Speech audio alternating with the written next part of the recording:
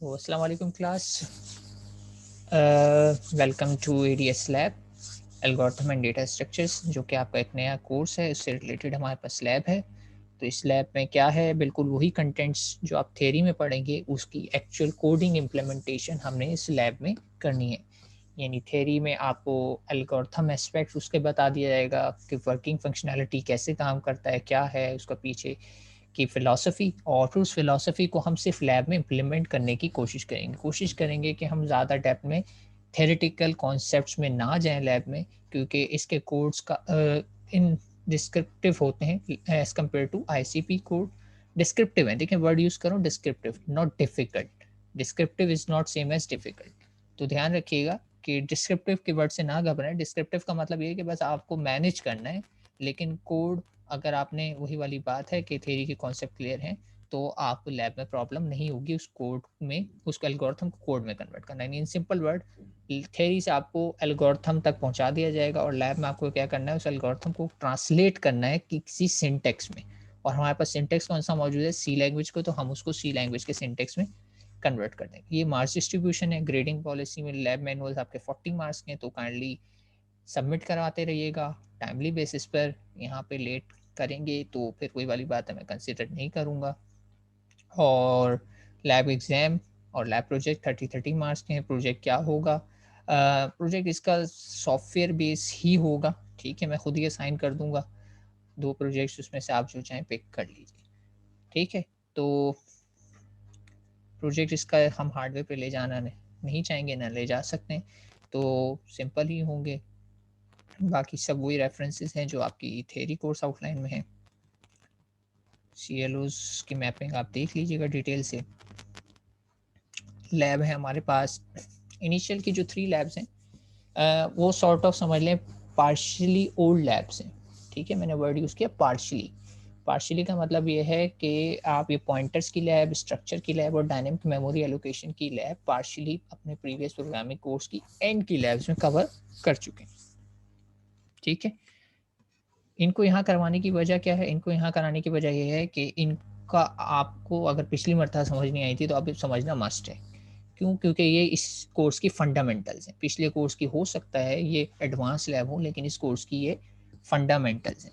तो इस फंडामेंटल्स के बगैर आप आगे की कोई लैब नहीं कर पाएँगे। आपके लिए काफ़ी मुश्किल होगी, ख़ास तौर पे स्ट्रक्चर को समझना, ठीक है? स्ट्रक्चर समझ नहीं आएगा तो आप स्टैक नहीं कर पाएँगे, आप क्यू नहीं कर पाएँगे, आप आगे की मज़ीद लैब नहीं कर पाएँगे। डायनेमिक मेमोरी नहीं समझ में आएगा तो आप लिंक लिस्ट की लैब नहीं कर पाएँगे, ट्रीज़ की लैब नहीं कर पाएँगे। और डायनेमिक मेमोरी एलोकेशन के लिए डेफ़िनेटली आपको पॉइंटर का समझना ज़रूरी है। तो इसी वजह से ये 3 लैब यहाँ पे रिकैप करवाई गई हैं, क्योंकि कुछ लोग लकी होते हैं कि अगले सेमेस्टर में एडीएस पढ़ रहे होते हैं, लेकिन कुछ ऐसे होते हैं कि वो छोड़ देते हैं किसी भी वजह से, और फिर बीच में गैप आ जाता है, काफ़ी गैप आ जाता है, तो फिर ये कॉन्सेप्ट और ज़्यादा ब्लर हो जाते हैं। तो उस कॉन्सेप्ट को इसीलिए यहाँ पे रिवाइज़ करवाया गया, क्योंकि ये लैब इन कॉन्सेप्ट से बगैर नहीं हो सकती। तो शुरू की 3 लैब आप समझ सकते हैं कि आपके पास आईसीपी ही की लैब है, थोड़ी बहुत मॉडिफ़िकेशन है, कुछ नया थोड़ा बहुत पढ़ाया जाएगा, लेकिन ये 80% या 70% कह सकते हैं कि इसमें वही कॉन्सेप्ट डिस्कस होंगे जो आपने आईसीपी के कोर्स में डिस्कस किए। तो फिर कहूँगा, अगर पिछली पिछली मर्तबा ये मुश्किल लगे थे, तो इसको दोबारा से पढ़ाए जाएँगे, तो इसको काइंडली समझ लीजिए, ठीक है? इनके बगैर हम आगे नहीं बढ़ सकते, ठीक है? तो फिर इन 3 फंडामेंटल लैब्स के बाद हमारे पास सर्चिंग, अच्छा एरे की लैब है, सर्चिंग लिख दिया गया है। बेसिकली एरे की लैब है और इसमें हम एरे में इंसर्शन, डिलीशन और सर्चिंग पढ़ेंगे। फिर उसके बाद हम हैशिंग, भी एक तरह की सर्चिंग होती है, इस पे एक लैब करेंगे। फिर हम सॉर्टिंग की एक लैब करेंगे, ठीक है? और फिर उसके बाद आएगी हमारे पास स्टैक की 2 लैब्स हैं बेसिकली। पहली इंसर्शन डिलीशन से रिलेटेड है, और फिर दूसरी लैब उसमें ही एक एक्सप्रेशन नोटेशन की लैब है। और ये यहाँ पे आप देखेंगे कि हमारा एडिटर हमारे पास कितना काम आएगा, क्योंकि हम इसमें से लैब 7 में जो हमने काम किए होंगे फंडामेंटल्स, उसको यूज़ करेंगे लैब 8 में। फिर लैब 8 क्यूज़ की लैब है, इसमें इंसर्शन डिलीशन ही है। उसके बाद लिंक लिस्ट पे भी हमारे पास 2 लैब्स हैं, जैसे कि मैंने बताया था कि मेन टॉपिक है और थ्योरी में भी इसकी सिग्निफिकेंस है। तो लिंक लिस्ट में हमारे पास 2 लैब्स हैं, डिस्क्रिप्टिव टॉपिक है काफ़ी, ठीक है? और ये टोटली डिपेंड करता है पॉइंटर्स पे। तो इसके लिए पॉइंटर्स की अंडरस्टैंडिंग बहुत ज़्यादा ज़रूरी है। तो लिंक लिस्ट सबसे, जो कह रहा हूँ मैं बार-बार, इस कोर्स का कहना चाहे कि मेन एंड डिफ़िकल्ट टॉपिक है, तो उसके लिए पॉइंटर्स की अंडरस्टैंडिंग बहुत ज़्यादा ज़रूरी है। और जो कि आज हम लैब करेंगे पॉइंटर्स की, तो जितनी भी कन्फ्यूजन हो, जो मर्ज़ी क्वेरीज़ हों, सब पूछ लेना, ताकि ये मसला जो भी है आपको पॉइंटर से रिलेटेड जो भी कन्फ्यूजन आज ही क्लियर हो जाए, ताकि आप आगे जब लिंक लिस्ट तक पहुँचे तो आप उसमें चैंपियन हो पॉइंटर्स में, कि आपके लिए लिंक लिस्ट समझना फोकस हो, ना कि पॉइंटर्स में आप स्ट्रगल कर रहे हो। देन उसके बाद हमारे पास हीप्स और ट्री की लैब है, बाइनरी सर्च ट्री भी ट्री की लैब है, और ग्राफ पे हमारे पास अनफॉर्चुनेटली कोई लैब नहीं है। ठीक है, ट्रीज पे ही टॉपिक हमारे पास इतने हैं, और हमारे पास लैब स्लॉट और सेमेस्टर एंड हो जाता है जब तक हम ग्राफ पे पहुँचते हैं। तो ग्राफ पे एज सच कोई हमारे पास लैब डिज़ाइन नहीं है। इन फ्यूचर हो सकता है कोई एक लैब ट्री की रिप्लेस होके ग्राफ की हो जाए, लेकिन फ़िलहाल जो करिकुलम है इसमें ग्राफ से रिलेटेड कोई लैब नहीं है। तो फर्स्ट लैब स्टार्ट कर लेते हैं। एल्गोरिथम एंड डेटा स्ट्रक्चर की फर्स्ट लैब है pointer pass by reference versus pass by value, और नई चीज़ यहाँ पे क्या है, डबल पॉइंटर्स। ठीक है, तो इस लैब में एक नई चीज़ है डबल पॉइंटर्स, तो इसको भी देख लेंगे। ठीक है, पॉइंटर की ज़्यादा डेप्थ में नहीं जाऊँगा, थोड़ी बहुत थ्योरी बता देता हूँ। ठीक है, बाकी हम ज़्यादा हैंड्स ऑन करने की कोशिश करेंगे। तो a pointer is a variable whose value is the address of another variable. ठीक है, और सिंपल वर्ड में वही कि पॉइंटर एक ऐसा स्पेशल वेरिएबल होता है जो किसी भी दूसरे वेरिएबल का एड्रेस अपने पास स्टोर करता है। ठीक है, और एड्रेस स्टोर करने से उसको डायरेक्ट एक्सेस मिल जाता है उसकी वैल्यूज़ का। तो फिर उसकी वैल्यूज़ को वो चाहे तो डायरेक्टली रीड भी कर सकता है या ओवरराइड भी कर सकता है।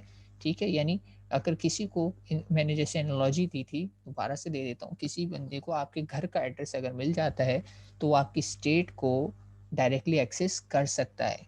ठीक है, यानी वो आपको मिलने भी आ सकता है, आपको अगर आपने किसी से दुश्मनी मोल ली थी तो वो आपकी पिटाई भी करके जा सकता है। तो कुछ भी हो सकता है, यानी स्टेट अपडेट हो सकती है आपकी। तो पॉइंटर ये कर सकता है क्योंकि पॉइंटर के पास आपके घर का एड्रेस है। ठीक है, लेकिन एक ऐसा बंदा अननोन कहीं रास्ते चलते राह चलते आपने उससे लड़ाई कर ली, ठीक है, लेकिन उसको बस आपका नाम याद आ रहा लेकिन एड्रेस नहीं पता, तो वो बहुत कम चांसेस है कि वो आपको एनकाउंटर करेगा दोबारा और आपको एक्सेस करने की कोशिश करेगा या आपको नुकसान पहुंचा सकता है। तो नॉर्मल वेरिएबल ऐसे होते हैं क्योंकि उसमें तो सिर्फ नेम की बेसिस पे काम हो रहा होता है, उसमें एड्रेसेस इन्वॉल्व नहीं होते। तो एड्रेसेस इन्वॉल्व नहीं होते तो उसमें क्या कहते हैं कि आप उसकी मॉडिफिकेशन भी डायरेक्टली नहीं कर सकते, अपडेट भी नहीं कर सकते, रीड भी नहीं कर सकते। लेकिन जब आपके पास एड्रेस मौजूद होता है किसी वेरिएबल का तो आप उसे डायरेक्टली मैनिपुलेट कर सकते हैं, उसकी स्टेट को चेंज भी कर सकते हैं और उसको रीड भी कर सकते हैं। ठीक है, सिंटेक्स अगर याद दिलाना चाहूँ तो पॉइंटर डिक्लेयर करते वक्त हम यूज़ करते थे स्टार्स। ठीक है, किसी भी वेरिएबल के साथ अगर मैं स्टार का वर्ड सिंबल यूज़ कर देता था, यानी प्रीफिक्स कर देता था अपने वेरिएबल के नेम को, तो वो बन जाता था मेरे पास pointer. Character star C H, तो C H is a pointer. Integer star I P, then I P is an integer pointer. ठीक है, तो पॉइंटर डिक्लेयर करने का तरीका ये होता था, और पॉइंटर को जब भी मैं कोई चीज़ असाइन करता था तो वो असाइन होती थी हमेशा एड्रेस ऑफ सम वेरिएबल, जो प्रीवियस वेरिएबल है उसका एड्रेस में इसको असाइन कर देता था।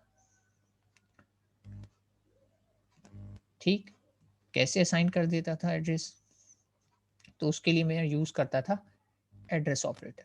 एड्रेस ऑपरेटर जो कि स्कैनएफ में हम यूज़ करते हैं, इसका मतलब होता ही है एड्रेस ऑफ, और आगे जो भी वेरिएबल का नाम लिख दूंगा उसका एड्रेस आ जाए। ठीक है, तो पॉइंटर को अगर मैं किसी चीज़ का एड्रेस असाइन करना चाहता हूँ तो मैं एड्रेस ऑफ करके भी कर सकता हूँ।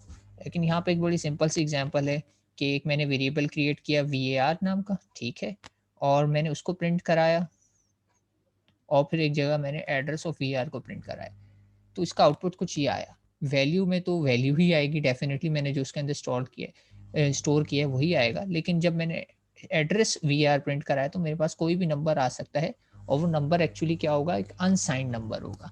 अनसाइंड का मतलब ये नंबर कभी भी नेगेटिव नहीं हो सकता। ठीक है, नंबर 0 से लेकर पॉजिटिव की तरफ बढ़ेंगे तो ये कभी भी नेगेटिव नहीं हो सकते।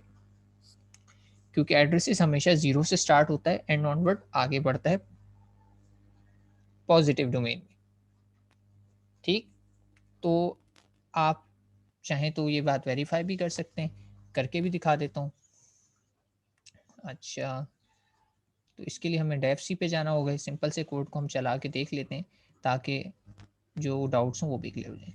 अच्छा, कोड को रन करना है तो मैंने एक फ़ोल्डर ऑलरेडी बनाया हुआ है कोर्स के लिए। मैं इस फोल्डर में जाता हूँ और यहाँ पे रन कर देता हूँ सिंपली। अच्छा, विजुअल स्टूडियो कोड को रन करने का एक और तरीका भी है कि आप कमांड लाइन से इस फोल्डर में पहुँचें। ठीक है, मैं इसी फोल्डर में मौजूद हूँ जिसमें मुझे अपना प्रोजेक्ट बना, और सिंपली लिखता हूँ कोड स्पेस डॉट या पीरियड, तो ये ऑटोमेटिकली इस फोल्डर के अंदर से ही मेरी वर्कशॉप बना के मेरे पास ये ओपन कर देगा। तो आप देखें यहाँ पे ये मेरे पास SP21 का फोल्डर खुद ब खुद पहले से बना आ गया, यानी वर्कशॉप मुझे ऐड कराने की जरूरत नहीं, मेरी वर्कशॉप ऑटोमेटिकली यहीं पे बन गई। यानी मैंने उसको वो जो पहले मैनुअली बताया था कि भाई इस फोल्डर पे जाओ, अब वो नहीं बताना पड़ रहा, मैं ऑलरेडी यहाँ पर। और यहाँ पे आके जी मैंने क्या किया है, एक न्यू फोल्डर क्रिएट कर लिया, उसको नाम दे देता हूँ मैं लैब 1 का फोल्डर।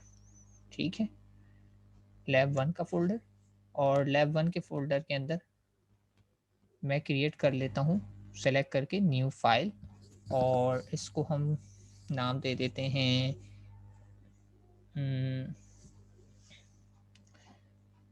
से address dot C, address dot C. ठीक है, क्योंकि मैं इसमें एड्रेस को चेक करना चाह रहा हूँ तो ये मुझे मीनिंगफुल नेम लग रहा था, मैंने इसको एड्रेस डॉट सी का नाम दे दिया। ठीक है, ये फाइल मेरे पास ओपन हो गई। मैंने इसके अंदर यही कोड लिखना है, हैश क्लूड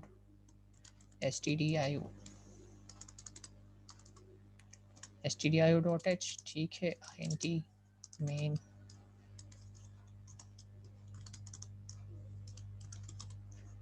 रिटर्न 0। ठीक है, और मैंने वही किया int var इक्वल्स टू 5, और फिर मैंने सिंपली printf कर दिया। printf में मैंने क्या किया, वैल्यू इक्वल्स टू %d। ठीक है, और इसी लाइन को मैं कॉपी कर लेता हूँ।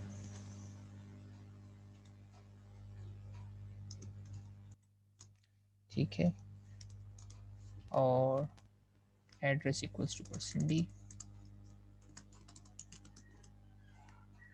ठीक है, और लाइन चेंज करना है मुझे, तो ये लाइन चेंज आ गया। थोड़ा सा और लाइन चेंज कर लेता हूँ, इसमें भी थोड़ी सी लाइन चेंज कर लेता हूँ। और वैल्यू में मुझे क्या प्रिंट कराना है, सिंपली var, लेकिन एड्रेस में मैं क्या प्रिंट कराना चाहता हूँ, एड्रेस ऑफ var। ठीक है, दैट्स इट, ये प्रोग्राम हो गया। मैं डायरेक्टली जाता हूँ। अच्छा, जो फाइल खुली होगी ये रन वाला जो है कमांड सिर्फ उसे ही रन करती है। ठीक है, अगर आपके पास एक से ज़्यादा सोर्स फाइल मौजूद हो, एक से ज़्यादा मेन फंक्शन है, तो आप परेशान ना हो, ये सिर्फ जिस फाइल को ओपन करके क्लिक करेंगे वही फाइल रन करेगा। ये भी रन करने का एक तरीका है, या मैं सिंपली रन राइट क्लिक करके रन कोड भी कह सकता हूँ, तो दोनों सूरतों में यही होगा। ठीक है, तो आप अगर देखें रिजल्ट मेरे पास क्या आ रहा है, वैल्यू मेरे पास आ रही है 5। ठीक है, और एड्रेस मेरे पास आ रहा है 2358860। ठीक है, आपके सिस्टम में कुछ भी आ सकता है लेकिन वैल्यू सेम रहेगी। एड्रेस डिपेंड करता है कि क्या आता है आपके सिस्टम में, मेमोरी में कहाँ एलोकेट किया गया है। अच्छा, अब मैंने यहाँ पे %d यूज़ किया है कोड में, आपके पास यहाँ पे %u यूज़ हुआ है, तो मैं %u करके भी दिखा देता हूँ। अच्छा, मैंने लाइन एक हटा दी है और मैंने इसको किया रन कोड, तो अभी भी कोई फ़र्क नहीं पड़ रहा। ठीक है, %d is also for integers, %u is also for integer, बस फ़र्क क्या है कि u is for unsigned integer. यानी u आप तब यूज़ करें जब आपको पता हो, आप श्योर हों कि आपका नंबर कभी भी नेगेटिव नहीं आएगा। ठीक है, इसके अपने फ़ायदे हैं। नेगेटिव नंबर अगर नहीं आता तो रेंज डबल हो जाती है। ठीक है, और यानी %d आधे नेगेटिव आधे पॉजिटिव से, अगर मैं कहूँ 10 नंबर हैं, तो अगर मैं %d यूज़ करूँगा तो -5 से लेकर +4 तक के नंबर को रिप्रेजेंट कर रहा है। अगर मैं कह दूँ कि %u यानी सारे के सारे साइन है, तो वो 0 से लेकर 9 तक के नंबर को रिप्रेजेंट कर सकेगा। तो ये फ़र्क आता है, ये चीज़ें भी ज़्यादातर आप समझेंगे जब आप नंबर सिस्टम पढ़ेंगे, होपफुली इन डीएलएफ कोर्स, जिसमें आपको ये बताया जाएगा कि साइंड और अनसाइंड नंबर क्या होते हैं। ठीक है, तो ये प्रोग्राम हमने रन करके वेरीफाई कर लिया और आपने देखा हमने कितनी क्विकली किया, हमें कोई इसमें मसला नहीं हुआ और ये इसकी एक्सिपी ऑटोमेटिकली जनरेट हो गई। वापस चलते हैं लैब मैनुअल पर। D reference operator, D reference operator या जिसे स्टार कहा जाता है और उसको पढ़ते हैं वैल्यू पॉइंटेड बाय। ठीक है, तो वैल्यू पॉइंटेड बाय का हमारे पास प्रोग्राम एक और मौजूद है, जिससे हम ये देखेंगे कि पॉइंटर किसी वेरिएबल को कैसे एक्सेस करता है। ठीक है, तो इस प्रोग्राम को मैं देख लेता हूँ एक नज़र और फिर इसको हम कॉपी कर देते हैं।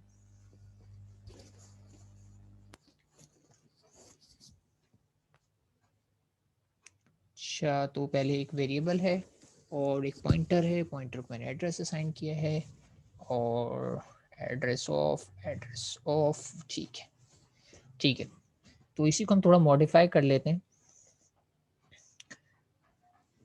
मैं एक और प्रोग्राम बना लेता हूँ lab1 के अंदर ही, न्यू फाइल, और इसको नाम दे देते हैं pointer.c। ठीक है, और मैं सिंपली इसमें क्या करता हूँ कि address.c वाला कोड ही कॉपी करके मॉडिफाई कर लेता हूँ। ठीक है, एक वेरिएबल ले लिया मैंने और इसमें एक इंटीजर पॉइंटर आईपी ले लिया मैंने और इन दो लाइंस को ही मैं कॉपी कर लेता हूँ। वैल्यू एड्रेस कॉपी करने का तरीका होता है शिफ्ट ऑल्ट और उसके बाद मैं इसको कहीं पे भी ले जा सकता हूँ। ठीक है, शिफ्ट ऑल्ट करने के बाद अगर मैं कर्सर को डाउन या अप करता हूँ तो ये इसमें ऑटोमेटिकली कॉपी हो जाती है। सेलेक्ट करें, शिफ्ट ऑल्ट करें, वो कॉपी हो जाएगा और बाकी मूव करने के लिए ऑल्ट प्रेस करके अप एंड डाउन कर सकते हैं।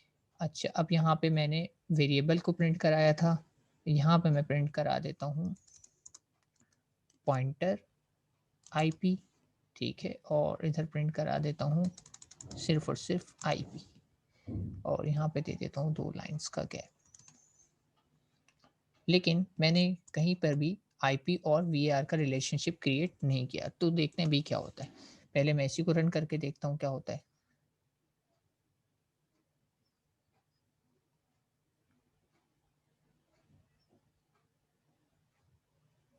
तो इसमें कुछ भी प्रिंट नहीं हुआ दूसरे के लिए, आई थिंक। दोबारा कर लेते हैं एक और मरतबा रन कोड। ठीक है, नहीं हुआ। लेकिन अगर देखें आउटपुट, तो आउटपुट में सिर्फ और सिर्फ एक ही मरतबा मेरे पास प्रिंट हो रहा है, दूसरी मरतबा प्रिंट नहीं हो रहा। तो इसको करेक्ट करके देख लेते हैं। करेक्ट करने में सिर्फ मुझे एक लाइन यहाँ पे लिखनी है और वो लाइन क्या है, IP equals to address of VAR।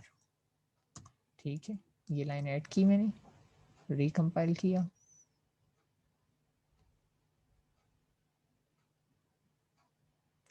अच्छा, एक मिनट दीजिएगा, मैं आपका क्वेश्चन दे देता हूँ।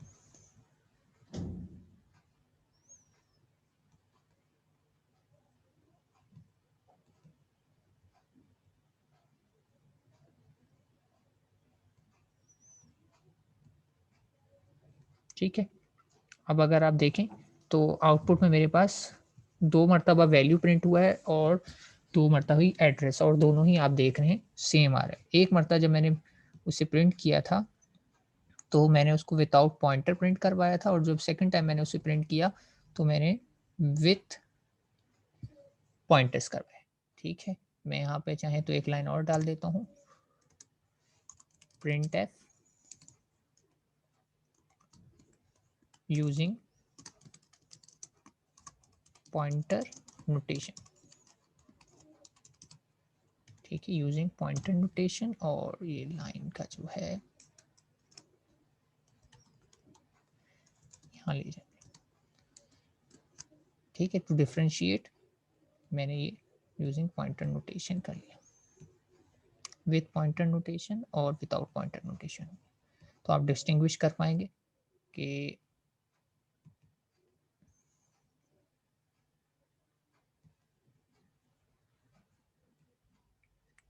ठीक है,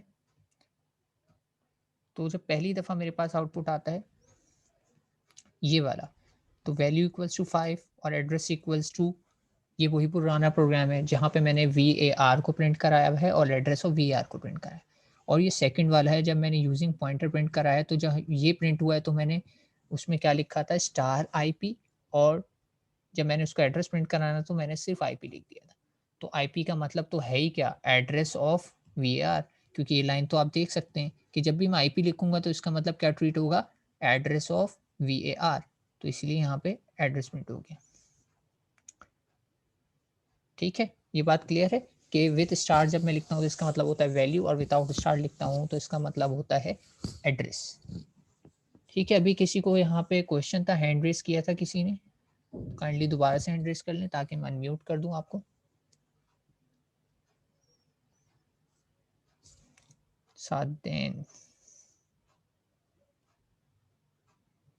सादेन क्वेश्चन है आपको तो हैंड रेस रखें ताकि,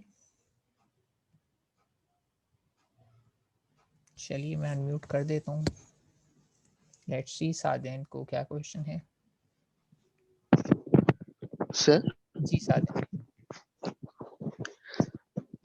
सर ये आईपी स्टार आईपी था, उसका वेरिएबल के साथ अपने कहाँ पे वो रखा है, जिसको मतलब वेरिएबल के साथ ये लिंक किया है, देखो इस लाइन में। ये तो सर एड्रेस के साथ हो गया ना। हाँ, एड्रेस को ही लिंक करते हैं। मुझे हमेशा पॉइंटर को असाइन क्या करना होता है, एड्रेस करना होता है। और मैंने बताया जब एड्रेस आपसे लिंक हो जाता है तो आप वैल्यू को भी मॉडिफाई कर सकते हैं, रीड भी कर सकते हैं और मॉडिफाई भी कर सकते हैं। तो यही बात बताई थी ना मैंने, एग्जांपल दी थी, अगर किसी बंदे को आपके घर का एड्रेस पता है तो वो आपको भी एक्सेस कर सकता है। ठीक है, वेरिएबल को मुझे करने की जरूरत नहीं है, मुझे सिर्फ उसके एड्रेस को करना है, पॉइंटर्स को बस एड्रेस चाहिए होता है। सर वेरिएबल तो डायरेक्ट पॉइंटर्स के अंदर जो 5 थी वैल्यू, वो हम्म। तो पॉइंटर्स में सेव हो रहा था ना। हम्म हम्म, क्या सेव हो रहा था। सर जो 5 था 5, हम्म।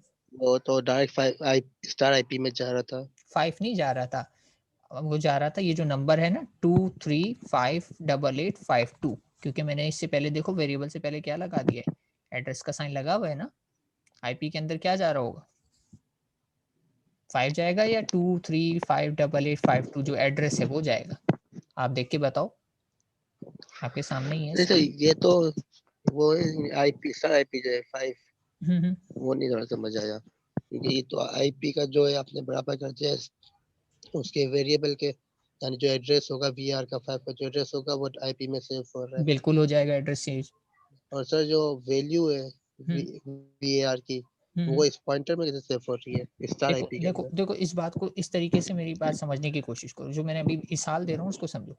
अब फर्ज करो मुझे आपके घर का एड्रेस पता है, ठीक है, ठीक है, फर्ज करो मुझे आपके घर का एड्रेस पता है, तो मैं आपसे मुलाकात कर सकता हूँ या नहीं, मैं आपसे मिल सकता हूँ ना, आपके घर आ सकता हूँ, आपसे मिल सकता हूँ।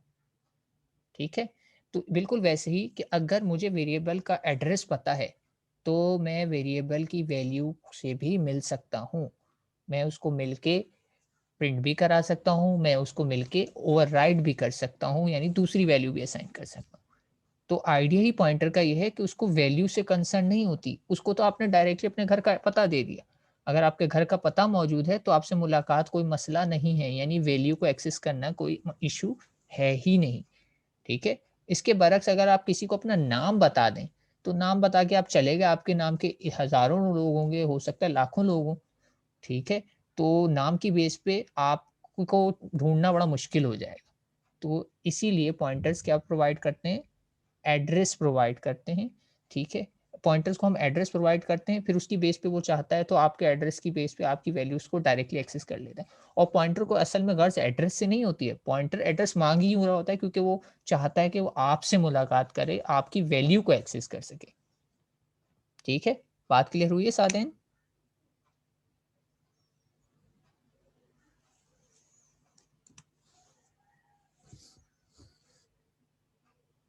जी जी, बिल्कुल एड्रेस देना लाजमी है। जी अब्दुल वहाब, पॉइंटर के साथ हमेशा एड्रेस ही असाइन होगा, पॉइंटर्स स्पेशल वेरिएबल हैं जो कि एड्रेस से ही डील करते हैं और एड्रेस में ही काम करते हैं। और सादेन के सवाल का जवाब ये है कि आपको बस एड्रेस दे देना है, वैल्यू वो खुद ले लेगा। ठीक है, बिल्कुल वैसे ही कि आप अपने घर पे का एड्रेस किसी को दे दें तो आपसे मिलने वो खुद ब खुद आ जाएगा, आपसे मुलाकात खुद ही कर लेगा। उसको ये लेकिन अगर आप उसको एड्रेस नहीं देंगे तो आप अपने कहीं रोड पे चलते मिले कहना हाँ, मिलने आना, किस बेस पे मिलने आना? आपने सिर्फ़ अपना नाम बताया है, नाम की बेस पे वो आपको ढूँढ ही नहीं सकता। हाँ, अगर आपने उसको अपना एड्रेस बता दिया तो बिल्कुल फिर वो आपसे ज़रूर मिलने आ जाएगा। भले से आपका नाम पता हो ना, आप उसको एड्रेस दे जाएँ, तो घर आके आपका नाम पता कर लेगा। ठीक है? तो एड्रेस ज़रूरी है। और पॉइंटर्स के साथ बिल्कुल स्टार यूज़ होता है, ठीक है? और स्टार जब एक मर्तबा असाइन कर देते हैं एड्रेस, तो फिर उसको जब कोड में आप लिखते हैं, तो ये बात याद रखना स्टार का मतलब हो स्टार के साथ जब भी लिखोगे तो वैल्यू आएगी और स्टार के बगैर लिखोगे तो एड्रेस आएगा, ठीक है? डिक्लेयर करते वक़्त स्टार देना ज़रूरी है। ये बताता है कि ये नॉर्मल वेरिएबल नहीं है बल्कि पॉइंटर वेरिएबल है। यानी ये एक्सपेक्ट कर रहा है कि आप इसको एक एड्रेस असाइन करें। आप इन 2 लाइन्स को मर्ज भी कर सकते हैं। कैसे कि इस लाइन को मैं डायरेक्ट यहीं ले जाता हूँ और ये कर देता हूँ। तो इसको मैंने इनिशियलाइज़ कर दिया। यानी क्या हुआ कि जब मैंने पॉइंटर क्रिएट किया था उसी वक़्त उसको एक एड्रेस भी असाइन कर दिया।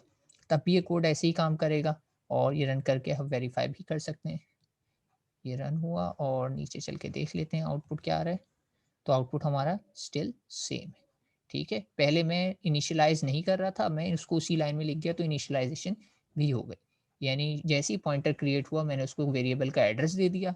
अब जब-जब मैं स्टार पॉइंटर लिखूँगा तो इसका मतलब वैल्यू और जब-जब मैं सिर्फ़ पॉइंटर लिखूँगा तो इसका मतलब है एड्रेस। ठीक है? तो पॉइंटर का मतलब बस ध्यान रखो कि एड्रेस असाइनमेंट होती है। ये जो मैं एनालॉजी दे रहा हूँ बहुत सिंपल सी है। आप किसी को अपने घर का पता दे दें तो वो आपको एक्सेस कर सकता है, आपको अप्रोच कर सकता है, आपसे मुलाकात कर सकता है और वही वाली बात कि अगर आपने उसको कोई नुकसान पहुँचाया था तो आपकी पिटाई लगा के आपकी स्टेट को मॉडिफ़ाई भी कर सकता है। ठीक है? तो इस एनालॉजी को याद रखो तो पॉइंटर को याद रखना आसान रहेगा कि एड्रेस से आपके लिए एड्रेस जो सिग्निफिकेंस रखता है, वही सिग्निफिकेंस एड्रेस जो है पॉइंटर के लिए भी रखता है। ठीक है? तो उम्मीद करता हूँ कि ये बात क्लियर हो गई होगी और इसको हम मज़ीद देखते हैं एक और एग्ज़ाम्पल से तो आप बात ज़्यादा समझ जाओगे। पास बाय रेफरेंस या कॉल बाय रेफरेंस की एक एग्ज़ाम्पल मौजूद है हमारे पास। अच्छा, स्वैप की एग्ज़ाम्पल है हमारे पास।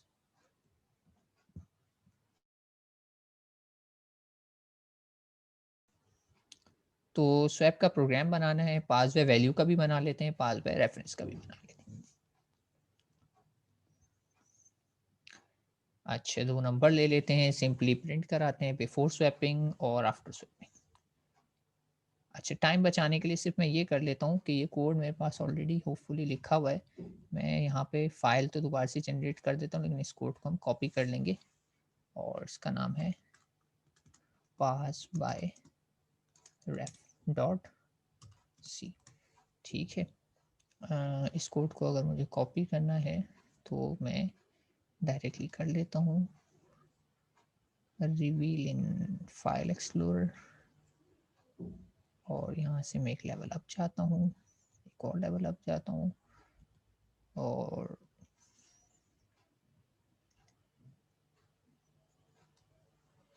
अच्छा स्वैप बाय रेफरेंस। चलिए इन दोनों फाइल को ही कॉपी कर लेता हूँ।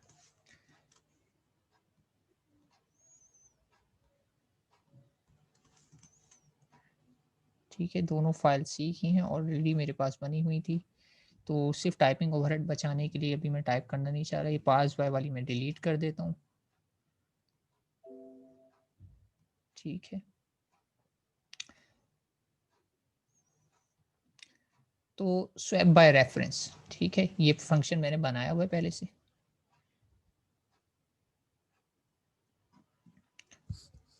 क्या है फंक्शन देख लेते हैं। मेन फंक्शन में सिंपली मैं क्या कर रहा हूँ, 2 वेरिएबल मैंने डिक्लेयर किए, integer a equals to x, integer b equals to sorry integer a equals to 100 and integer b equals to 200। Then मैंने वैल्यू प्रिंट करा दी, वैल्यू ऑफ a इज़, ठीक है, और ये मैंने ऐसे प्रिंट कराई है, तो इसका मतलब क्या है कि डबल कोट्स में ये प्रिंट होगा और जो भी a की वैल्यू है मैं यूज़र से स्कैन करने का कह रहा हूँ। अच्छा, स्कैन करने का कह रहा हूँ, अगर इस चीज़ को से मैं हटा देता हूँ, अभी यहाँ से कमेंट कर देता हूँ, अभी नहीं करते, अभी प्रोग्राम को सिंपल रखते हैं, स्कैन पे मैं बाद में आऊँगा। तो इसमें क्या हो रहा है कि इस चीज़ को नज़रों से ही हटा देते हैं। सिंपली मैंने दो वैल्यूज़ ली, a इक्वल्स टू 100 और b इक्वल्स टू 200, और यहाँ पे मैसेज दे दिया प्रिंट बिफोर स्वैपिंग a और b की वैल्यू प्रिंट करा के दिखा दी यूज़र को।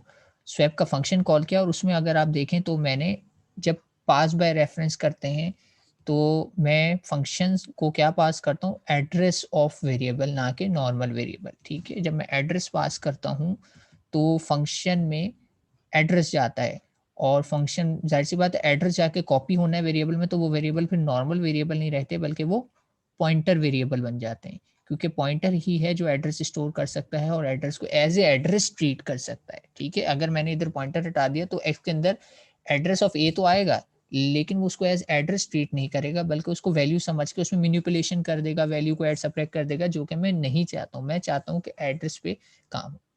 सिमिलरली जब मैं बी पास करूँ बाय रेफरेंस, तो यहाँ पे भी क्या होगा, बी ही जाएगा।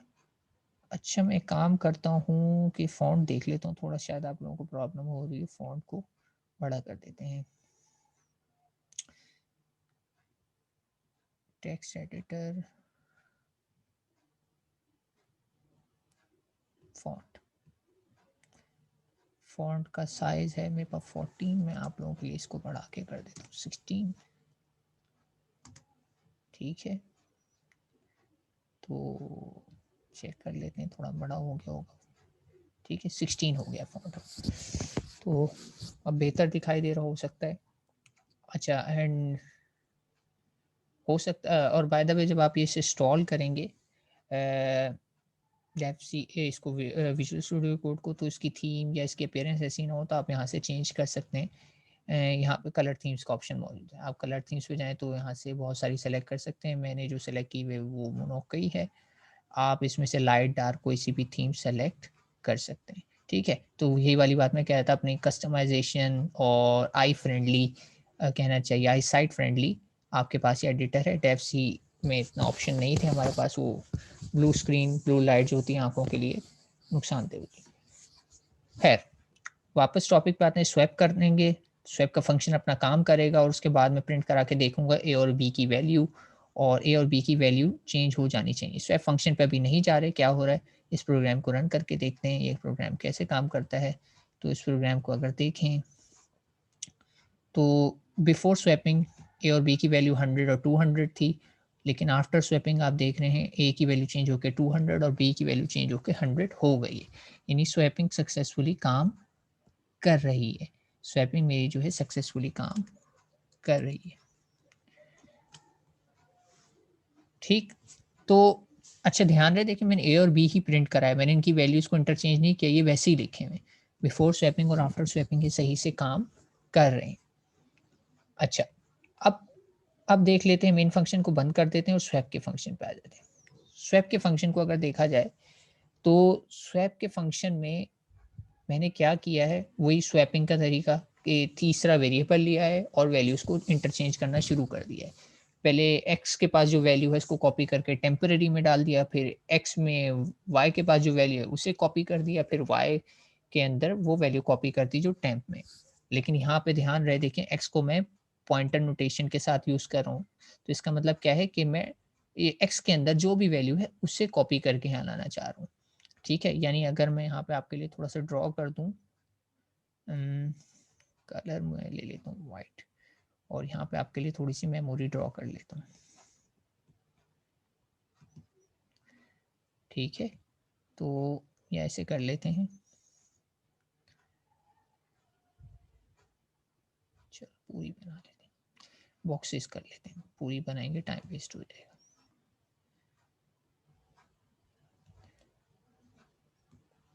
और इसके अंदर जो हमारे पास वैल्यू है,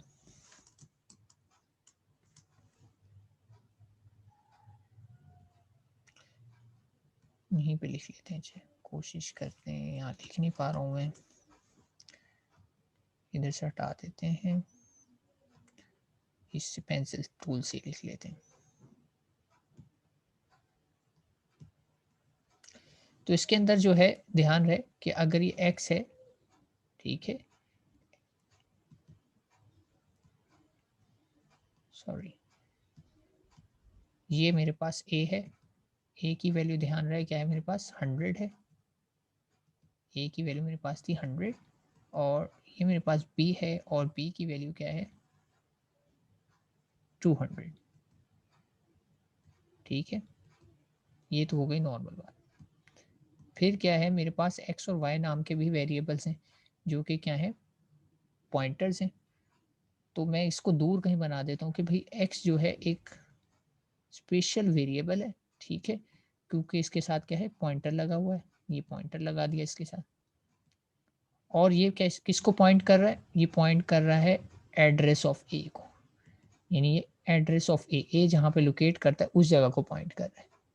ठीक है, इसी तरह मेरे पास एक और वेरिएबल है पॉइंटर वाई का,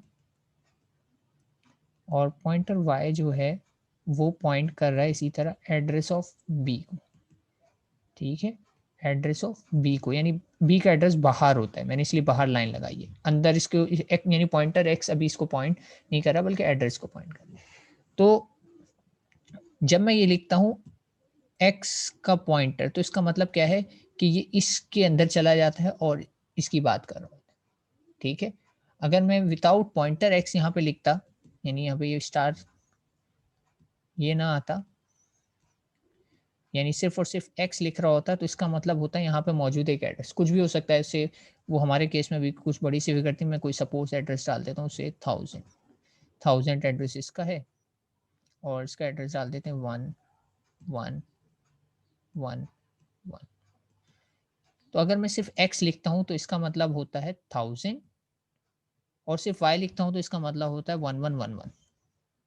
लेकिन अगर मैं स्टार के साथ एक्स लिखता हूँ, स्टार के साथ क्या लिखता हूँ एक्स लिखता हूँ, तो इसका मतलब क्या होता है, स्टार के साथ जब मैंने एक्स लिखा तो इसका मतलब है कि मैं बात कर रहा हूँ इस चीज़ की, यानी अंदर मौजूद वैल्यू की, और स्टार के साथ वाई लिखता हूँ तो मैं बात कर रहा हूँ इस चीज़ की, यानी इसके अंदर मौजूद वैल्यू की बात कर रहा हूँ। तो यहाँ पे मैं कह रहा हूँ स्टार के साथ एक्स, यानी 100 की वैल्यू कॉपी होकर किस में आ जाए टेम्प में। तो इस वक्त ध्यान रहे कि टेम्प में क्या आ चुका है, टेम्प में आ चुका है मेरे पास, मैं कमेंट में लिख लेता हूँ ताकि आसानी रहे मुझे। इस स्टेप के बाद क्या हो गया है, इस स्टेप के बाद क्या हो गया है कि टेम्प के अंदर टेम्प इक्वल्स टू क्या हो चुका है 100 हो चुका है, टेम्प इस वक्त 100 हो चुका है। फिर ये वाले स्टेप में क्या है पॉइंटर एक्स, और पॉइंटर एक्स एक्स किसे पॉइंट कर रहा है ए को, इस केस में ए इक्वल्स टू क्या हो चुका है पॉइंटर वाई, वाई के अंदर क्या वैल्यू थी 200, तो ये हो चुकी है 200। फिर इस स्टेप की बात कर रहा हूँ, तो इसमें क्या हो रहा है पॉइंटर वाई, वाई किसे पॉइंट कर रहा है बी को, तो बी की वैल्यू चेंज होकर क्या हो चुकी है इस केस में जो टेम्प में थी, टेम्प में देखें वैल्यू क्या है मेरे पास 100, तो ये चेंज होकर इसमें आ गई 100।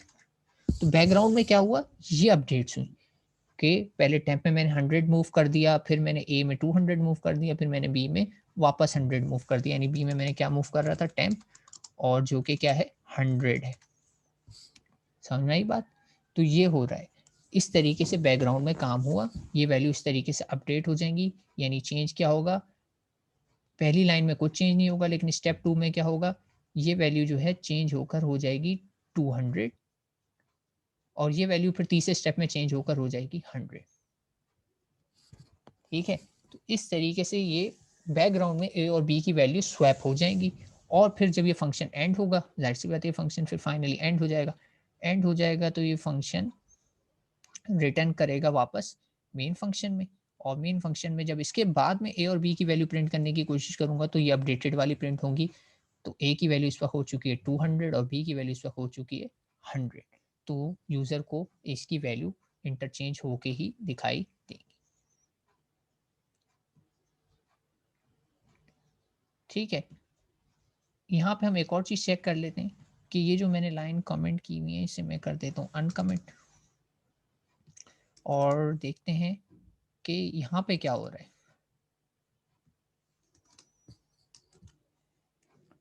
तो बिफोर स्वैपिंग और आफ्टर स्वैपिंग में ये वाला हटा देता हूँ और ये वाला लगा देता हूँ, यानी फंक्शन के अंदर क्या हो रहा है। फंक्शन के अंदर before and after swapping print होगा, तो देखते हैं क्या होगा। तो फंक्शन के अंदर भी देखा जाए, अच्छा ये तो एक्स और वाई प्रिंट हो रहे हैं, ध्यान दें, देखिए मैंने एक्स और वाई प्रिंट कर दिया, तो एड्रेसेस प्रिंट हो गए, और देखें एक्स और वाई के एड्रेसेस चेंज नहीं हुए। एक्स का एड्रेस जो था वही है बिफोर स्वैपिंग भी और आफ्टर स्वैपिंग भी, एड्रेस में कोई चेंजेस नहीं आई। वाई का एड्रेस जो बिफोर स्वैपिंग था वही है आफ्टर स्वैपिंग भी, तो एड्रेस में कोई चेंजेस नहीं आई। तो एड्रेस में स्वैपिंग नहीं होती, ठीक है, keep in mind, swapping address में नहीं होती बल्कि स्वैपिंग होती वैल्यूज। लेकिन अगर मैं यहाँ पे स्टार लगा के चेक कर दूँ, स्टार एक्स स्टार वाई, ठीक है, मैं प्रोग्राम में कुछ चेंज नहीं कर रहा, सिर्फ एड्रेस के बजाय वैल्यूज चेक कर रहा हूँ, स्टार एक्स और star Y. X still address वही का मतलब है कि एक्स स्टिल ए को ही पॉइंट कर रहा है, और वाई का एड्रेस सेम का मतलब है वाई स्टिल बी को ही पॉइंट कर रहा है। अच्छा, अब मैंने रन किया,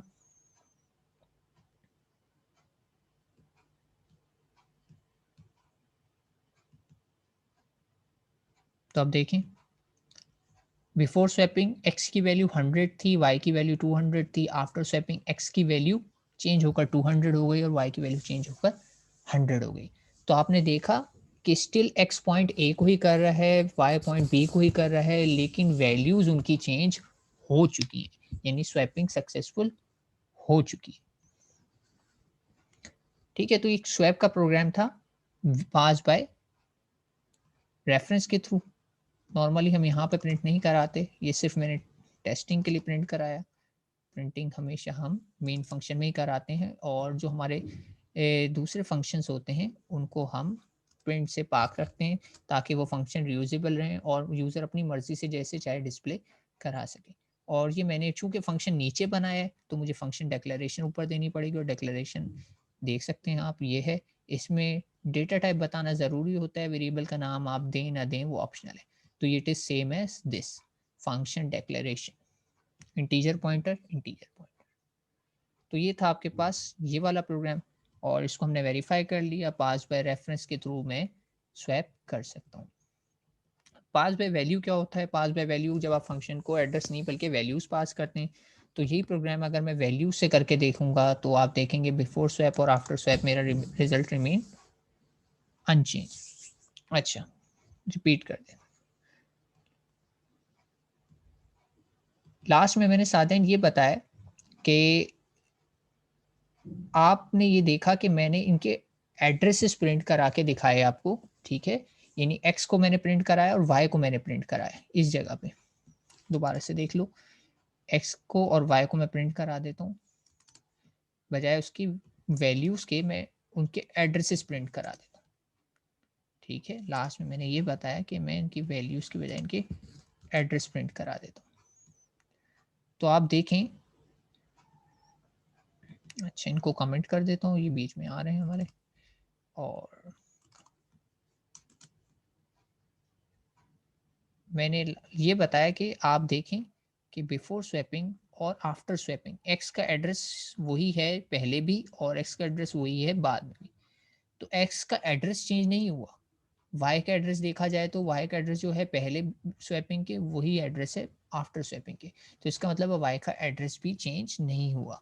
तो मैंने एड्रेस को चेंज नहीं किया, मैंने एड्रेस को यूज करते हुए उनकी वैल्यूज को चेंज कर दिया है। और उनकी वैल्यूज को चेंज किया, ये कैसे पता चलेगा कि मैं चेक कर लूँ ये बात कि वैल्यूज चेंज हुई हैं या नहीं। और ये कैसे हो सकता है कि मैं उनके साथ पॉइंटर लगा के इस प्रोग्राम को दोबारा से रन कर लेता हूँ।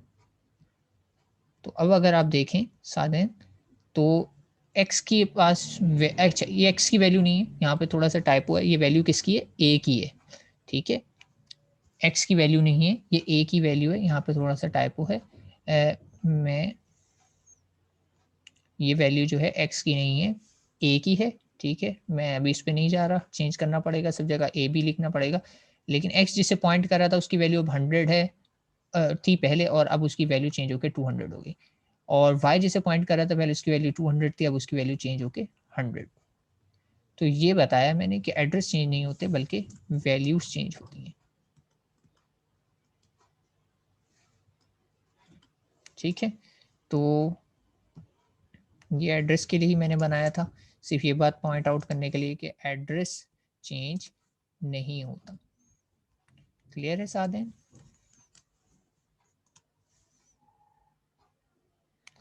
अच्छा, साधन को म्यूट कर देते हैं। साधन हैंड रेस करें काइंडली ताकि ना आप टॉप पर आ जाएं।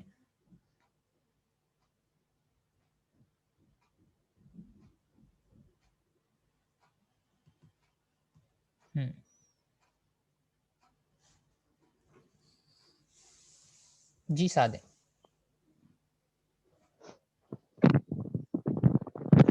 सर आपने जो है ऊपर जो वैल्यू असाइन यानी कि जो इंट में लिखा हुआ था वो star int star and int star लिखा हुआ था। तो सर आपने ना तो ए को इंडिकेट करता और ना ही एक्स वाई को, तो सर अच्छा, फिर भी ये सही चल रहा है। हाँ मैं बता देता हूँ, मैं बता देता हूँ। ठीक है, ये सवाल था साधन, और कुछ था इसके अलावा?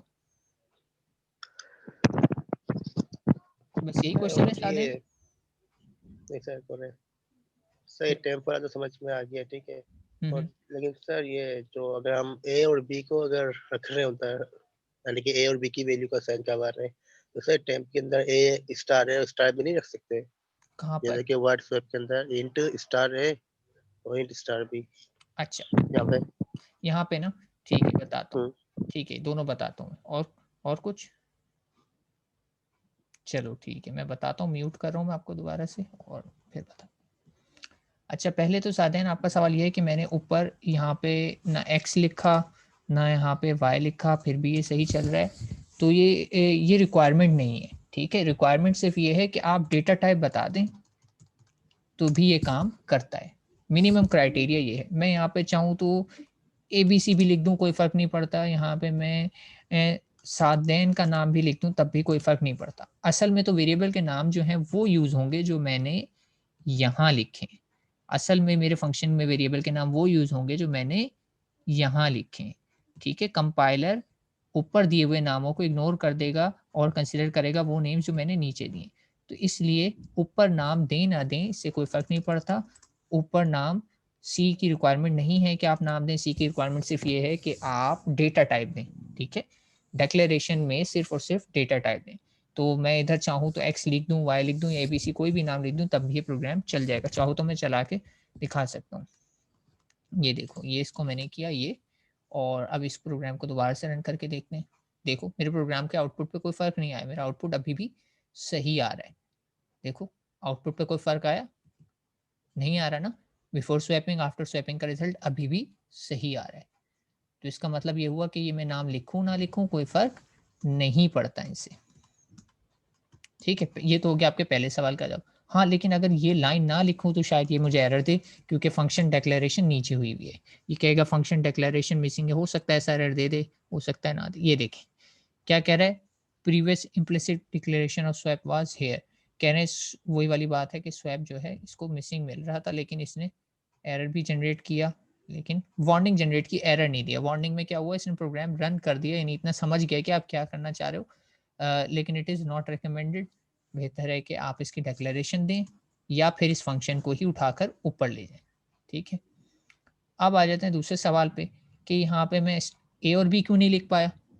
चलो आप कहते हो तो मैं यहाँ पे लिख देता हूँ स्टार ए, ठीक है। एक्स की जगह मैं सिर्फ ए रिप्लेस कर देता हूँ, सिर्फ इतना कर लेता हूँ, ठीक है साधन। सिर्फ मैंने स्टार की जगह ए लिख दिया। अब देखो क्या होता है, तो एक एरर आ गया, और इस एरर में क्या कह रहे हैं, इस एरर में कहा जा रहा है कि ये जो आपने ए लिखा है ये तो अनडिक्लेयर है। अनडिक्लेयर का मतलब है ये इसे पता ही नहीं है ए क्या है। ये कह रहा है ए क्या है मुझे नहीं पता, क्योंकि इस फंक्शन के अंदर ए जैसी कोई चीज़ नहीं है। अगर आप इस फंक्शन को ध्यान से देखें, मैं इस फंक्शन को आपके लिए कर देता हूँ क्लीन। इस फंक्शन को आप ध्यान से देख के बताओ मुझे कहीं पे ए डिक्लेयर है? यहाँ तो या तो टेम्प डिक्लेयर है हमारे पास, या तो एक्स पॉइंटर एक्स डिक्लेयर है, या तो पॉइंटर वाई डिक्लेयर है। तो ए तो कहीं डिक्लेयर ही नहीं है। यानी इस फंक्शन को आप ऐसे ट्रीट करो कि ये एक सेपरेट हाउस है। इट्स लाइक कि स्वैप का फंक्शन मेरा घर है और मेन का फंक्शन आपका घर है, ठीक है। इसको ऐसे लेके चलते हैं, ठीक है। तो स्वैप का फंक्शन मेरा घर है और मेन का फंक्शन आपका घर है। तो मेन फंक्शन में दो लोग रहते हैं, ठीक है। उनका नाम है ए और बी। दो दो लोग रहते हैं, दो लड़के रहते हैं, हो सकता है बहन भाई हो, कुछ भी हो सकता है, लेकिन एक का नाम है ए और एक का नाम है बी, ठीक है। ये आपके घर में रहते हैं, ठीक है, या यूं कहूँ आपके घर में या चलो मेन फंक्शन आपका घर है ना, तो आपका एक साधन रहते हैं वहाँ पे, और एक और आपके सिबलिंग हो सकते हैं कोई, ठीक है। और स्वैप के फंक्शन में कह रहे हैं कि ये मेरा घर है। तो मेरे घर में जो 3 लोग रहते हैं उनके नाम है से टेम्प, एक्स और वाई, या यूं कह लूं कि मेरे घर में 3 लोग रहते हैं, आतिफ, आकिब, साकिब। मेरे घर में कोई सादैन नहीं रहता, ठीक है? मेरे घर में कोई सादैन नाम का बंदा है ही नहीं, तो मैं यहाँ पे ये सादैन नाम के बंदे को एक्सेस कैसे कर सकता हूँ? तो ये है इस बात का जवाब कि ए तो यहाँ पे रहता ही नहीं है, तो मैं इसको एक्सेस कैसे करूँ? तो यहाँ पे मैं ए नहीं लिख सकता, लिखूँगा तो एरर आएगा, वो कहेगा ए तो इस घर में कर फ़र्द ही नहीं है, आपने कैसे एक्सेस कर लिया? ए तो जो है आपके घर में रहता है, यानी ए जो है सादैन के घर में रहता है, तो सादैन के वेरिएबल सादैन के घर में एक्सेसिबल है, मेरे घर में जो है वेरिएबल है, वो मेरे घर पे एक्सेसिबल है। बात समझ में आई? यहाँ पे मैं ए इसलिए नहीं लिख सकता क्योंकि ये मेरे घर का हिस्सा नहीं है। तो अभी लिखा तो मैंने साधन, इस पे एरर आ गया ना, यही तो एरर आया है यहाँ पे। अच्छा, यहाँ पर कह रहे हैं आप, यहाँ पे मैं ए लिख दूं, बिल्कुल लिख सकता हूँ, अब कोई इशू नहीं है, ठीक है। इसको मैं ऐसे कर देता हूँ कि इस पूरे की जगह पे मैं ए भी लिख सकता हूँ, कोई फर्क नहीं पड़ेगा। इस पूरे की जगह पे मैं ए लिख सकता हूँ, कोई फर्क नहीं पड़ेगा,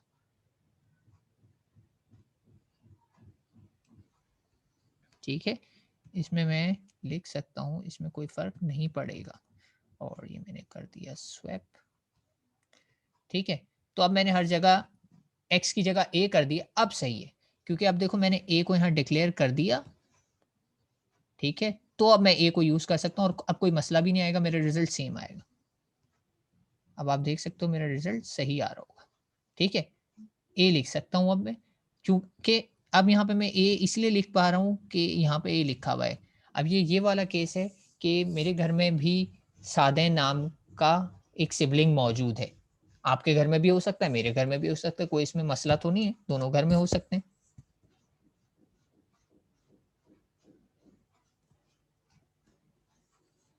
व्हाट्सएप फंक्शन ऊपर वाला दोनों अलग, जी बिल्कुल दो अलग। इसको देखो मैंने जब आपको प्रीवियस कोर्स में पढ़ाया था ना, एनालॉजी दी थी कि आप हर फंक्शन को एक अलग घर ट्रीट करेंगे, ठीक है। इसके लिए मैं रिकमेंड ये करूँगा कि आईसीपी के लेक्चर जाके देखना, फंक्शंस का ना लेक्चर, तो उसमें मैंने ये बातें अच्छे से समझाई हुई हैं, मैं उनको दोबारा से नहीं जा सकूंगा डेप्थ में।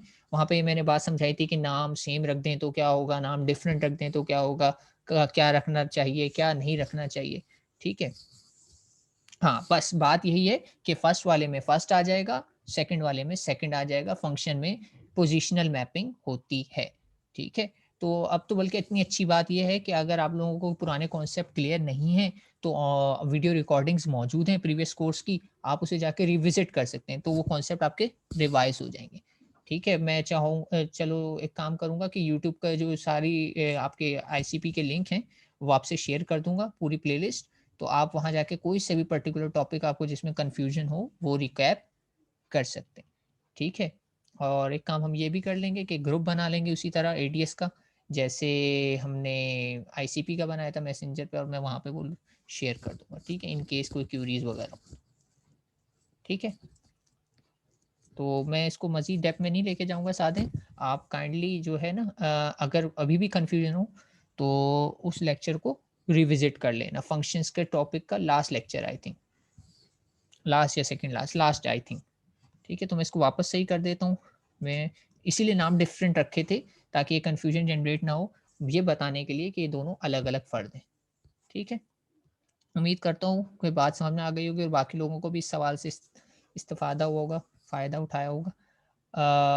तो ये था मेरे पास पास बाय रेफरेंस, लेकिन स्टिल कहूँगा, स्टिल अगर कन्फ्यूजन है तो जाके पॉइंटर्स वाले या फंक्शन वाले चैप्टर जो हैं वो रिवाइज कर लो। फंडामेंटल्स पे अब मैं टाइम ज़्यादा सर्व नहीं कर सकूँगा आज, तो मैं इसलिए चला गया क्योंकि ये लैब ही फंडामेंटल्स की है, लेकिन आगे की लैब्स में मैं फंडामेंटल्स में नहीं जा सकूँगा क्योंकि हम अपने गोल पे फोकस करेंगे, ना कि हम आईसीपी के कॉन्सेप्ट को रिवाइज करें, ठीक है। तो मैं वो लिंक शेयर कर दूंगा, कोई भी कन्फ्यूजन हो उनको जाके रिविजिट कर लेना। वापस आते हैं थे लेक्चर पे, पास वे वैल्यू की बात करें, यानी यही काम अगर मैं पास वे वैल्यू से करना चाहता, यानी मैं स्वैप के फंक्शन को एड्रेस के बजाय वैल्यू पास करता, तो इस फंक्शन पे आ जाते हैं, ये भी मेरे पास बना हुआ है, ठीक है। और सेम फंक्शन है, कुछ भी चेंज नहीं है इसमें, सेम फंक्शन है। बस फ़र्क क्या है, जब मैंने स्वैप का फंक्शन यहाँ पे पास किया तो इसको मैंने ए और बी की वैल्यू पास कर दी, बजाय इसके एड्रेस के बजाय मैंने उसको वैल्यू पास कर दी।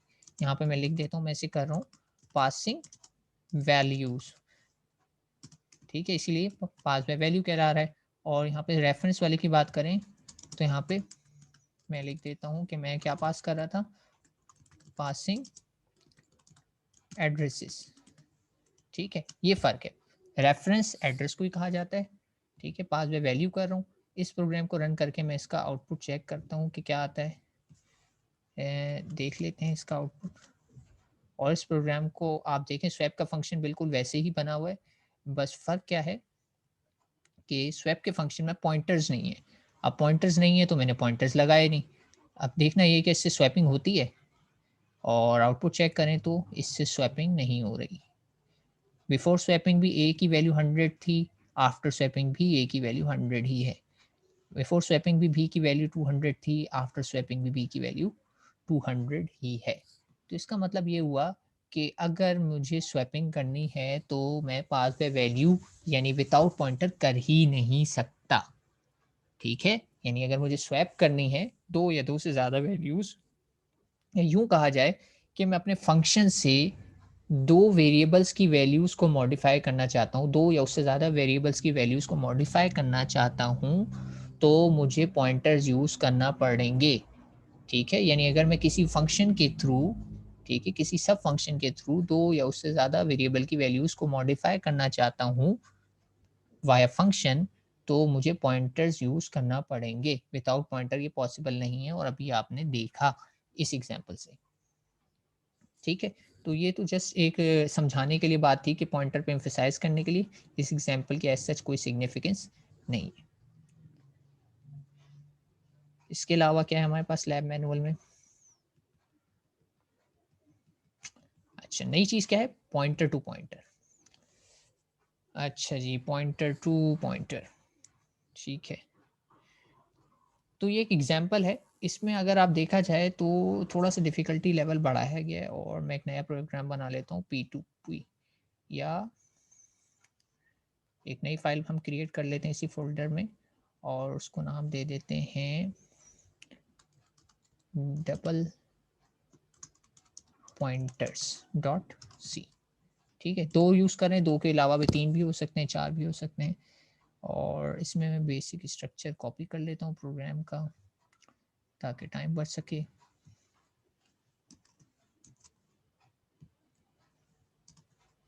ठीक है, वेरिएबल ही रख लेता हूँ, कोई फ़र्क नहीं पड़ता। और एक चीज़ क्रिएट कर लेता हूँ int ptr, और इसको मैं सिंगल पॉइंटर दे देता हूँ। एक और वेरिएबल क्रिएट कर लेता हूँ int स्टार स्टार pptr, ठीक है।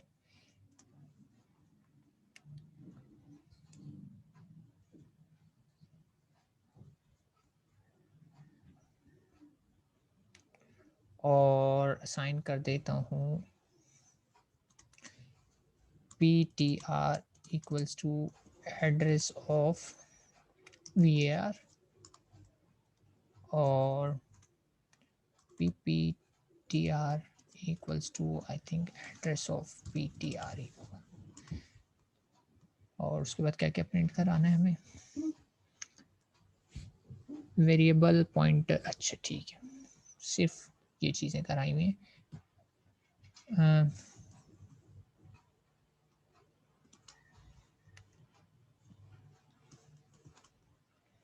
तो हम इसकी जगह एड्रेस नहीं बल्कि वैल्यू ही प्रिंट करा रहे हैं।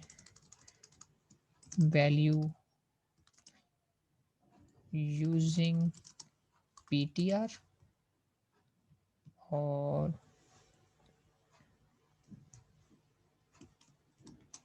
Value using pptr। तो जब मैं पॉइंटर के थ्रू वैल्यू प्रिंट कराता हूँ तो मैं लिखता हूँ स्टार ptr, और जब मैं pptr के थ्रू कराना चाहूँगा तो डेफिनेटली मुझे 2 लेवल ऑफ स्टार लिखने पड़ेंगे, क्योंकि मैंने डबल पॉइंटर यूज़ किया हुआ है। तो इस प्रोग्राम को रन करके देख लेते हैं। रन करने से पहले थोड़ा सा एक्सप्लेन कर देता हूँ। मैंने एक वेरिएबल डिक्लेयर किया var5, ठीक है, और एक पॉइंटर डिक्लेयर किया ptr, और पीटीआर को मैंने एड्रेस ऑफ वीआर असाइन कर दिया, और फिर आपको पता है ये 2 लाइन से आप तो फेमिलियर है, ये प्रोग्राम अभी अभी हमने किया पॉइंटर वाली एग्जांपल। वीआर प्रिंट करूं या pointer star V PTR print करूं, दोनों सूरतों में आपको पता है क्या प्रिंट होने वाला है, वैल्यू ही प्रिंट होने वाली है। ठीक है, तीसरी लाइन को फिलहाल मैं कर देता हूँ कमेंट, ताकि आपको याद आ जाए अभी हमने ये क्या किया था।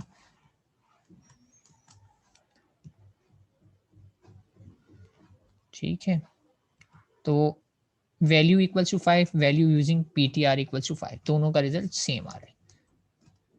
अब मैंने एक और लाइन इंट्रोड्यूस कराई, सेव की, कंपाइल की, तो value equals to 5, value using PTR equals to 5, और value using pointer to pointer यानी पीटीआर जो मैंने दिया नाम पीपीटीआर, उससे भी रिजल्ट 5 आ रहा है। तो आप इसको एक्सटेंड कर सकते हैं मजीद, यानी मैं चाहूँ एक और पॉइंटर बना लूँ, 3 स्टार लगा दूँ, INT star star star PPPTR, यानी इसमें 3 पॉइंटर्स आए, और इसमें फिर एड्रेस किसका कॉपी कर दूँ, PPPTR इक्वल्स टू PPTR का एड्रेस, लेकिन इसका एड्रेस। तो यही काम मैं चाहूँ जितना मर्जी नेस्ट कर सकता हूँ। नेस्ट का मतलब है जितना मर्जी मैं चाहूँ इसको लेवल को इंक्रीज करता हूँ, जितने मर्जी पॉइंटर टू पॉइंटर लगा दूँ। इट्स लाइक मैं अभी एक एग्जांपल देके बात समझाता हूँ कि पहले देख लेते हैं।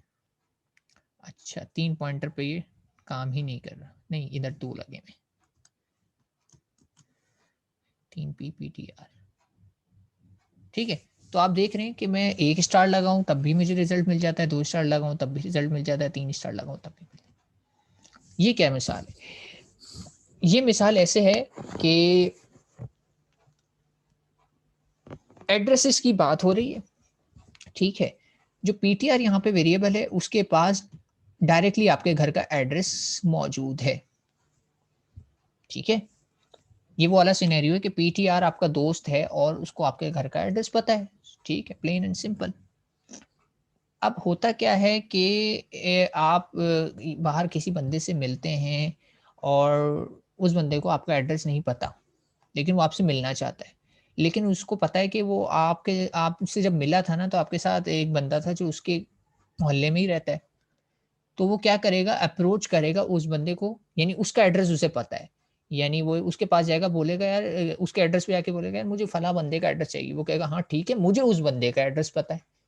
तो इसमें क्या आ गया, 2 एड्रेसेस इन्वॉल्व हो गए, यानी इनडायरेक्टनेस बढ़ गई। क्या हुआ कि पहले मैं किसी और एड्रेस पे जाऊँगा, वो बंदा मुझे बताएगा एक्चुअल एड्रेस जहाँ मुझे अप्रोच करना है या जहाँ मुझे पहुँचना है।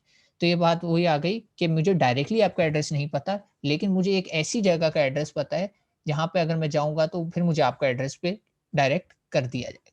तो डबल पॉइंटर से ये सिनेरियो इंप्लीमेंट हो रहा है कि आपको डायरेक्टली एड्रेस नहीं पता, लेकिन आप किसी ऐसे बंदे के एड्रेस को जानते हैं जो आपको आपके डिजायर्ड लोकेशन या डिजायर्ड एड्रेस पे पहुंचा देगा।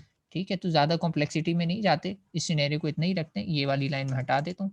तो ये वाली जो दूसरी लाइन है, डबल पॉइंटर, वो ये कर रहा है, डबल पॉइंटर ये बता रहा है, पीटीआर तो ये बताता है कि मेरे पास डायरेक्टली किसी का एड्रेस मौजूद है, और पीपीटीआर ये बताता है कि I have address of someone who knows address of someone, यानी मैं किसी को जानता हूं जो तुम्हारा पता जानता है। ये वो वाली बात, मैं किसी को जानता हूं जो तुम्हारा पता जानता है, और पीटीआर कहता है मैं तुम्हारा पता जानता हूं। तो ये बात समझ में आ रही है? पीटीआर डायरेक्टली कहता है कि आई नो योर एड्रेस, और पीपीटीआर कहता है आई नो समवन्स एड्रेस या someone who knows your address. ठीक है, मैं तुम्हारा पता जानता हूँ, ये पीटीआर कह रहा है, ये तुम्हारा एड्रेस जानता हूँ, और पीपीटीआर कह रहा है कि मैं एक ऐसे बंदे को जानता हूँ जो तुम्हारा एड्रेस जानता है। इन 2 जुमलों को ध्यान से सुने। पीटीआर कहता है मैं तुम्हारा एड्रेस जानता हूँ डायरेक्ट, पीपीटीआर कह रहा है कि मैं एक ऐसे बंदे को जानता हूँ जो तुम्हारा एड्रेस जानता है। तो यहाँ पे बीच में क्या आ गया, एक और बंदा इन्वॉल्व हो गया, तो यहाँ पे बीच में एक और पॉइंटर इन्वॉल्व हो गया। तो पीटीआर कह रहा है, देखो डायरेक्टली पीटीआर कह रहा है I no address of VAR. ठीक है, और पीपीटीआर क्या कह रहा है, I no address of PTR, और पीटीआर जानता है कि एड्रेस ऑफ वीएआर कहाँ है। तो यहाँ पे डायरेक्टली क्या है, यहाँ पे PTR knows address of var. ठीक है, पीटीआर को पता है एड्रेस ऑफ वीआर क्या है। यहाँ पे जबकि क्या हो रहा है, पीपीटीआर नोज एड्रेस ऑफ पीटीआर, और आपको पता ही है, ब्रैकेट में लिख देता हूं कि PTR knows address of var. तो इसमें सिचुएशन क्या आ गई कि पीटीआर को जानता है और पीटीआर इवेंचुअली बताता है कि मुझे पता है कि मैं एड्रेस जानता हूं किसका, वीआर। तो यहाँ पे डायरेक्टली रीचेबल है, एक ही बारी में पहुंच जाएगा। ये कहेगा पीटीआर डायरेक्टली वीआर का एड्रेस जानता है, ये कहेगा कि मैं पीटीआर का एड्रेस जानता हूँ, और पीटीआर फिर बताएगा फर्दर हाँ मैं वीआर का एड्रेस जानता हूँ।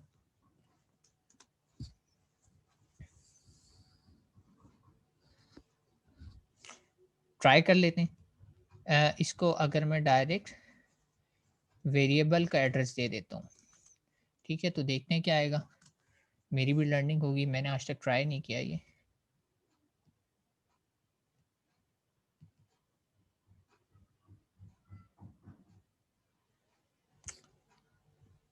एरर आ गया यहाँ पे, ठीक है, वार्निंग आ गई, assignment to integer PTR PTR from int PTR, यानी टाइप मिसमैच।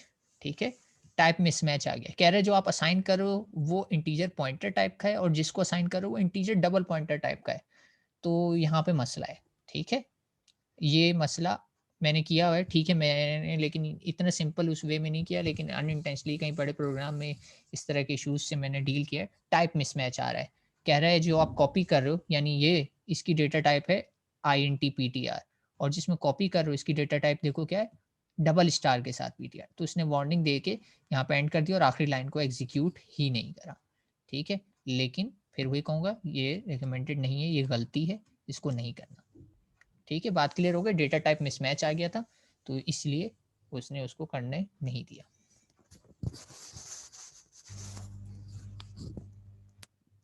ठीक है, तो एक नया टॉपिक था, इससे रिलेटेड रीडिंग असाइनमेंट्स मैंने थ्योरी में अपलोड किए हैं, कुछ पॉइंटर्स से रिलेटेड, स्ट्रक्चर से रिलेटेड और डायनेमिक मेमोरी से। तो वो रीडिंग असाइनमेंट भी ज़रूर पढ़िएगा, उसमें इसकी थ्योरी मौजूद है, कुछ पिक्टोरियल रिप्रेजेंटेशंस हैं जिससे आपको पिक्टोरियल रिप्रेजेंटेशन से ज़्यादा अंदाज़ा होगा कि पॉइंटर टू पॉइंटर एक्चुअली क्या कर रहे हैं। ठीक है, मैंने यहाँ 5 वैल्यू लिखी थी, यहाँ 3000, इससे कोई फ़र्क नहीं पड़ता। And that's it, our lab concluded. और लैब में मज़ीद कुछ है नहीं, लैब टास्क हैं और फेमिलियर होंगे क्योंकि लैब पार्शली जैसे कि मैंने बताया था रिपीटेटिव है। तो write a program which takes 4 input integer from user, यानी 2 को मैंने स्वैप करना बताया, आपको उस प्रोग्राम को 4 में कन्वर्ट करना है साइक्लिक फैशन में। Value of first input goes to second, second की थर्ड में, थर्ड की फोर्थ में, फोर्थ की वापस फर्स्ट में। तो ये प्रोग्राम करना है। तो जिन्होंने रिसेंटली ICP पढ़ा है तो उनके पास ऑलरेडी ये प्रोग्राम सॉल्यूशन मौजूद होंगे, तो आसानी हो गई। और इसके बाद राइट अ सब function that calculate average of 3 number when gate called by reference. ये वही है प्रोग्राम, पास बाय वैल्यू से भी करना है, पास बाय रेफरेंस से भी करना है, और दोनों सूरतों में एवरेज कैलकुलेट करनी है। एक सूरत में रिटर्न स्टेटमेंट से एवरेज आएगी और इस एक में बाय डिफ़ॉल्ट एवरेज रेफरेंस के थ्रू ही आ जाएगी। ठीक है, ये भी किया हुआ है। और home task, define a function that takes input s radius and calculate circumference area volume. ये सवाल भी पुराना है, 3 चीज़ें कैलकुलेट करनी है, circumference area volume of circle, और जाहिर सी बात है आप इसमें वो ही पास बाय रेफरेंस का कॉन्सेप्ट यूज़ करेंगे आउटपुट पैरामीटर्स का। तो ये क्वेश्चन तो काफ़ी ज़्यादा आया है, आप लोगों ने इसे किया भी होगा सॉल्व। और ये सेपरेट का फंक्शन भी बिल्कुल वैसे ही है, ये दोनों टास्क ऊपर नीचे वाले सेम है। इसमें आपको एक इनपुट प्रोवाइड करना है और वो 3 आउटपुट देगा, sign part, whole number part, fractional part. तो मुझे इसको मज़ीद एक्सप्लेन करने की ज़रूरत नहीं, आसान है। और ये क्वाड्रेटिक वाला फंक्शन भी बिल्कुल वही है, यानी ये लैब टास्क वही हैं जो आपने पार्शली ICP की लैब टास्क में कवर किए थे। ठीक है, तो अगर आपने की हुई है तो ये आपको वहीं से मिल जाएगा। क्वाड्रेटिक में आपको एक फंक्शन बनाना है, जो फंक्शन आपको 3 इनपुट लेगा ABC और रिटर्न करेगा discriminant, real part and imaginary part.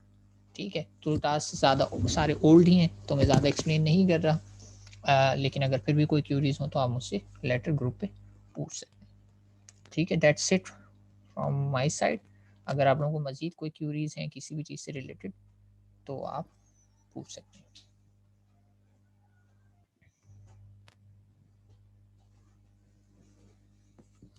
Ji class, तो एनी मोर क्यूरीज, वरना फिर हम लैब को कंक्लूड करते हैं।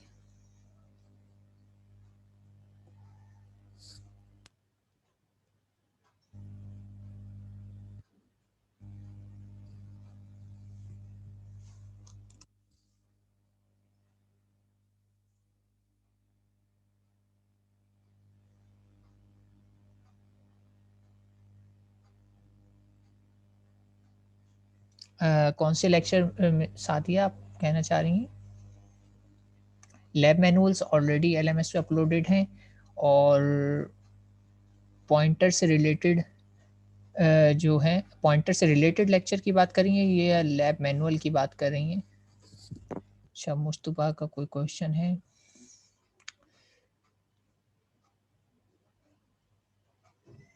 लेक्चर आप थ्योरी सेक्शन में जाएं, रीडिंग असाइनमेंट के नाम से अपलोडेड है थ्योरी सेक्शन में। लेकिन अस्सलाम वालेकुम सर। वालेकुम सलाम जी Mustafa.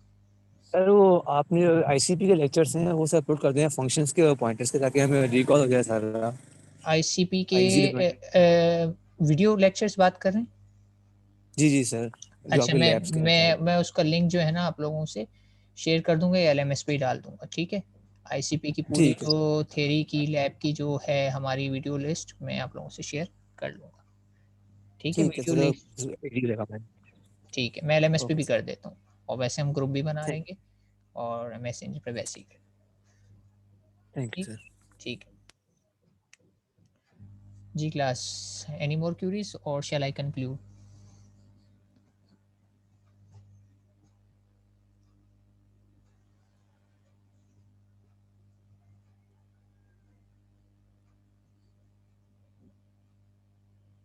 Shall I conclude class?